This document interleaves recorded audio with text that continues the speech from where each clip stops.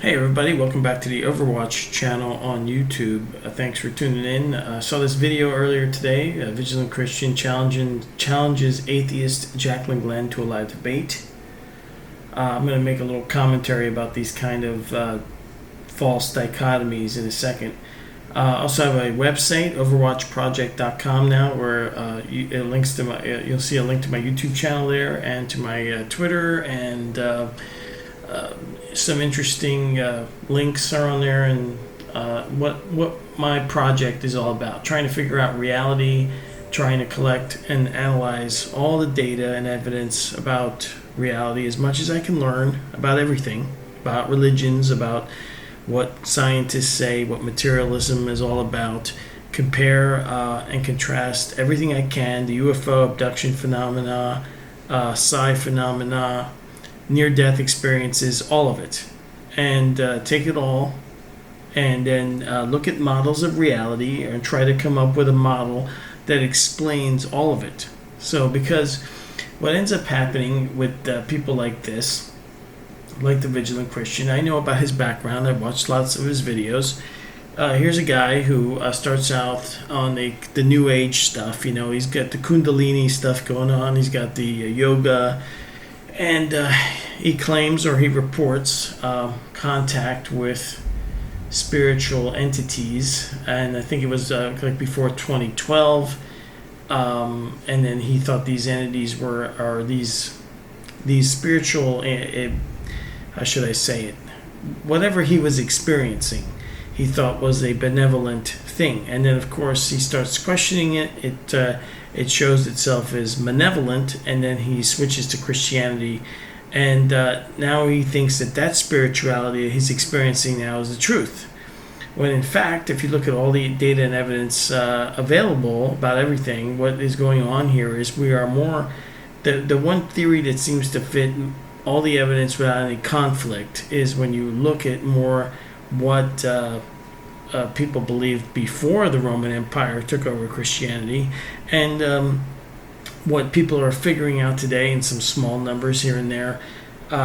Some researchers are starting to figure out that this is nothing but a parasitic prison reality. Even scientists will admit reality looks like a matrix to them, like a hologram. So this reality that we're in is terribly parasitic, designed to keep us in conflict and chaos with each other, never-ending conflict and chaos.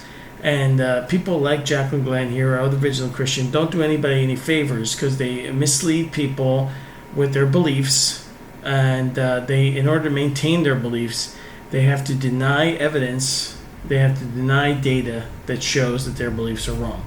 That's what atheists do. Atheists are basically, while they try to never be pinned down on what they are, they try to avoid saying what they are, but everything they argue from, everything they put out is from a point of view of reductive materialism. So they believe the material universe is all there is, there's nothing after death, blah, blah, blah, blah, blah. That's where they come from. The religious people like the Vigilant Christian here, he has his beliefs and dogmas and doctrines, and then he even gets attacked by other Christians who have a different version of Christianity. Both of these things, I mean, it doesn't matter if you're watching a debate with Vigilant Christian here and Jacklyn Glenn, or if you're watching Ken Ham versus Bill Nye, you have what this article here describes with great clarity, the false dichotomy, which mainstream science and religion are two limiting beliefs yelling at each other. We do not have to limit ourselves to the false dichotomy.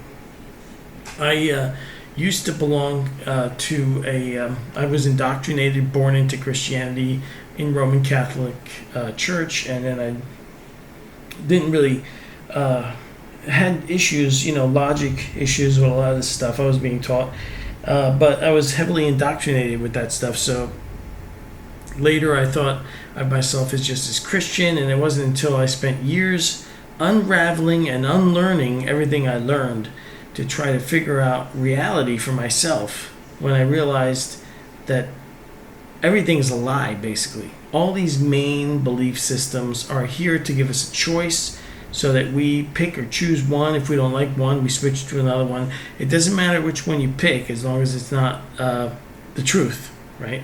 So, and Christians today, and from 324 AD on, they all have a problem with Gnostic Christians that came before that.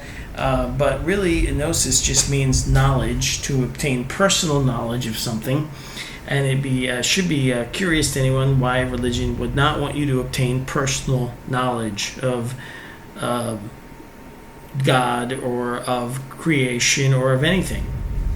And when you take these two sides to analyze atheism, to analyze religions like Christianity, or any religion for that matter, the simplest way to see just how easy it is to see how the bullshit comes out is to take their concepts and reduce it down to its simplest way so you can understand it without any complications. So you have your atheist over here, and basically with some variations, it's nothing exploded into everything, and everything is designed by accident. There's no intelligence behind any of this.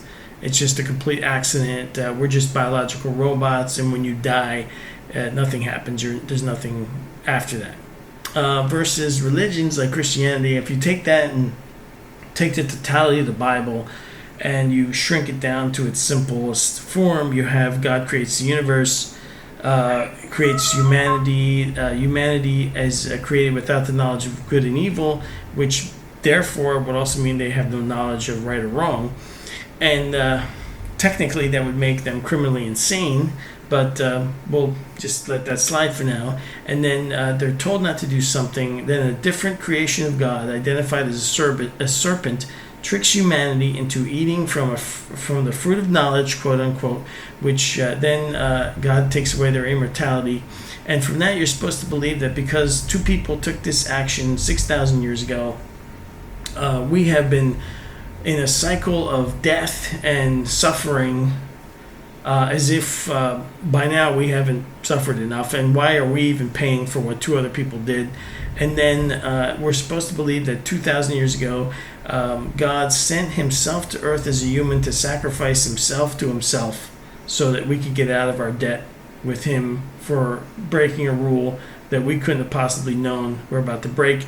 And then he's going to come back again, destroy the whole planet, and then what's left will live for eternity in a cube or pyramid, depending on how you measure New Jerusalem, and then that will be the end of the world. And then a new world will begin, and we'll have new physical bodies, which would mean that we still have to poop, I guess, but it must be holy poop, so it won't smell. Anyway, so you get these two sides. They're both ridiculous. Both of them are ridiculous when you really unbrainwash yourself. And then what's really going on is probably more like this concept of a demiurge or some type of parasitic spiritual entity that's been sucking our conscious energy while we exist in this reduced existence where our consciousness is reduced down to its lowest common denominator. We're literally in bodies that are like prison cells. We have these small windows we can see out of, which are our five senses. Occasionally, though, we're so powerful in consciousness that we have these glitches in the system that allow for things like clairvoyance to happen occasionally and other things. And then you have the UFO abduction phenomena. And I'm